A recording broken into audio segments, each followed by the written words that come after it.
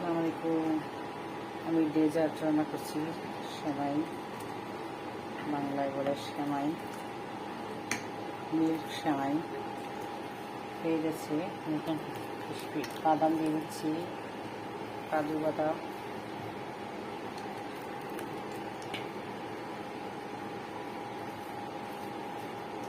দিয়ে দিচ্ছি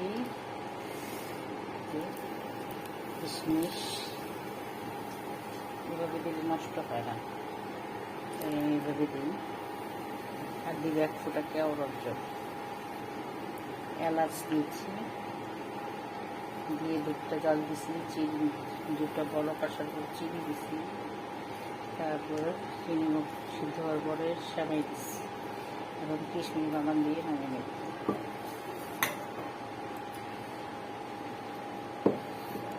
ভালো লাগলে লাইক শেয়ার করবেন। আসসালামু আলাইকুম। ঈদ স্পেশাল পোলাও রান্না করছি। এখানে আমি পেঁয়াজ, আদা রসুন বাটা 1 চামচ করে, 1 কেজি রাইসের জন্য লবণ, তেজপাতা, এলাচ, দারচিনি, গরম মশলার গুঁড়া, গরম মশলার শাহি গরম মশলা আমি নিজে হাতে বানিয়েছি, সেটা দিয়ে আমি এখন ভেজে নিয়েছিলাম। এখন পানি দিয়ে দিচ্ছি। সাথে সাথে দেখালে ভিডিও অনেক বড় হয়ে যায়, করার ইচ্ছে ছিল না, তাও করলাম।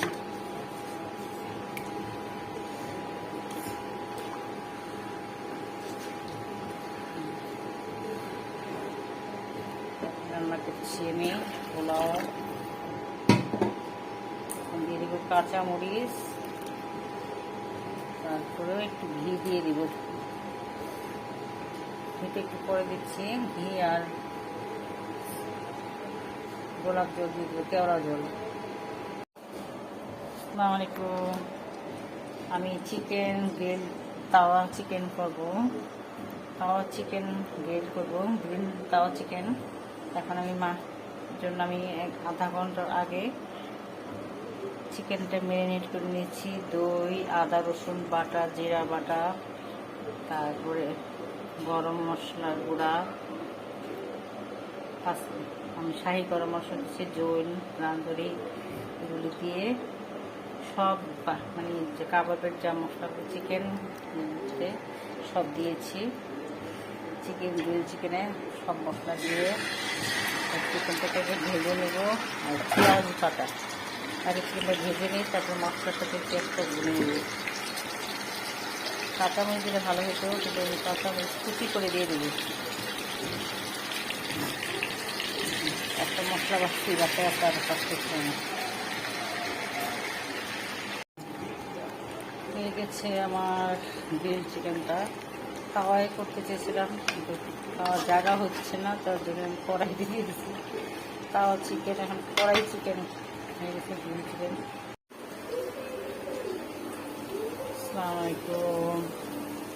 এই তো কোরবানি ঈদের মাংস রান্না করে গেল।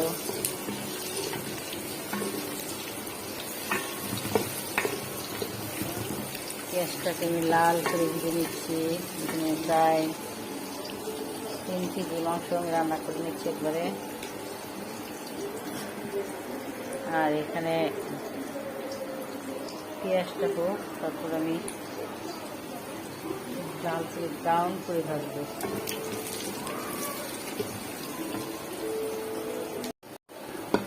আমি পেঁয়াজটাকে ভালো করে ভেজে নিয়েছি, একটু লাল লাল করে নিয়েছি, এলাচ দারচিনি দিয়ে দিয়েছি। আর আমি এখানে শাহি মশলা বানিয়ে নিয়েছি, গরম মশলা এখানে আছে, যে শাহি মশলা 1 চামচ দেবো, রান্না করবো আবার 1 চামচ দেবো। শাহি মশলা আমি প্যাকেট কিনি না, নিজে বানিয়ে নিই। আর বাটা মশলা দিচ্ছি, আদা রসুন বাটা 4 চামচের মতো দিচ্ছি।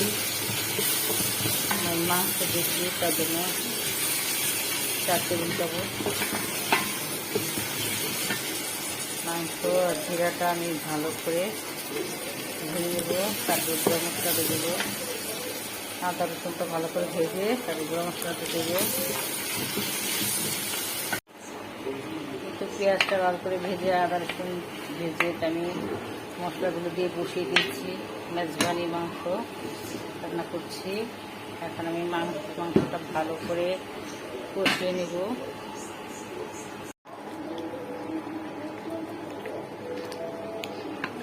মাংসটা আমার প্রায় কষানো হয়ে গেছে। এখন আমি এর পর্যায়ে দিয়ে দিচ্ছি সরিষা বাটা আর বাদাম বাটা।